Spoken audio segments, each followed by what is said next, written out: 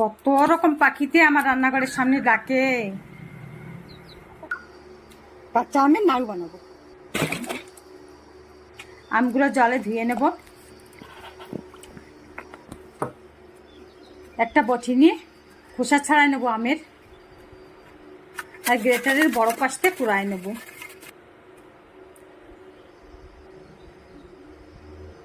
গালে জল আসা রেসিপি, টক দেখলে তো গালে জল আসেই, তাই কিছুটা খেয়ে নিলাম।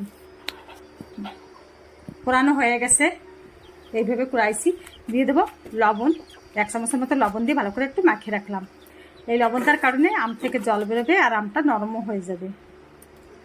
কুমড়োর দানা নিছি, ছেলে নেবো। কতগুলো, অনেকগুলো নিই কুমড়োর দানা নিছি, একটা একটা করে ছেলে নেবো। একটু টাইম লাগবে, তবে এই কুমড়োর দানাটা দিলে খেতে কিন্তু অনেকই ভালো লাগবে। আমগুলো আগলা করে দেখলাম 15 মিনিটের মতন রেখে দিয়েছিলাম, আর দেখুন কত জল বেরোচ্ছে চিপড়ালি। এইভাবে চিপড়ে চিপড়ে সবগুলো আম আমি নেব। চুলো ধরায় কড়াই বসাই দিলাম, কড়াইতে দিয়ে দিলাম 2টো শুকনো লঙ্কা। কড়াই গরম হয়ে যাওয়ার পরেই দিছি, আর 1 চামচ মৌরি একটু নাড়ে চাড়ে ভাজিয়ে নেব। আর দিয়ে দেবো সেই কুমড়োর বিচি বা কুমড়োর দানা, দিয়ে সব কিছু একসঙ্গে নাড়ে চাড়ে হালকা করে ভাজবো, বেশি ভাজবো না, হালকা করে ভাজা। এই দেখুন হয়ে গেছে, এখন নামিয়ে নিলাম একটা বাটিতে। কড়াই আবার বসাই দিছি, সামান্য একটু ঘি দিয়ে দিলাম কড়াইতে, আর কড়াইয়ের চারিপাশে ঘুরে ঘুরে লাগাই দিলাম, আর দিয়ে দিলাম কুড়াই রাখা আম দিয়ে একটু নাড়ে চাড়ে মিশিয়ে নিচ্ছি। এখানে একটু নাড়তে হবে, কড়াই গায়ে লাগে যায়। নাড়ে চাড়ার পরে দিলাম চিনি দিয়ে নাড়ে চেড়ে একটা ঢাকনা দিয়ে দিলাম, যাতে আমগুলো ভালো করে সেদ্ধ হয়ে যায়। 5 মিনিটের মতো ঢাকনা দিচ্ছি।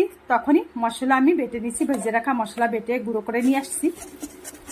ঢাকনা খুলে আবার একটু নাড়ে চাড়ে ওই গুঁড়ো করা মশলা দিয়ে দিচ্ছি। সব দিনে কিছুটা দিয়ে দিচ্ছি, অর্ধেকের মতো দিয়ে দিচ্ছি। দিয়ে আবার একটু নাড়ে চাড়ে মিশিয়ে নিলাম। কড়াই গাতে ছেড়ে যাচ্ছে, তখনই বুঝতে হবে হয়ে গেছে ভাজা। নামিয়ে নিলাম, একদম খুব অল্প সময় হয়ে গেছে। আর হাতে একটু ঘি লাগাই নিয়ে একটা একটা করে নাড়ু বানায় নেব। কেউ বুঝতেই পারবে না আমের লাড়ু, নারকেলের লাড়ুর মতো আমি দেখাচ্ছে দেখুন। আর ওই কুমড়োর দানা একটা উপরে দিয়ে দিছি, দেখতে একটু ভালো লাগবে আর খেতেও ভালো লাগবে। এই প্লেটে সাজিয়ে নিয়ে নিলাম। আমাদের বাড়ির 2টো বাচ্চা, ছেলে ওদেরকে দিলাম। বর্ষা হচ্ছে, খুব ভালো হয়েছে, কি দারুণ বর্ষা হচ্ছে। আমি নিজেও একটা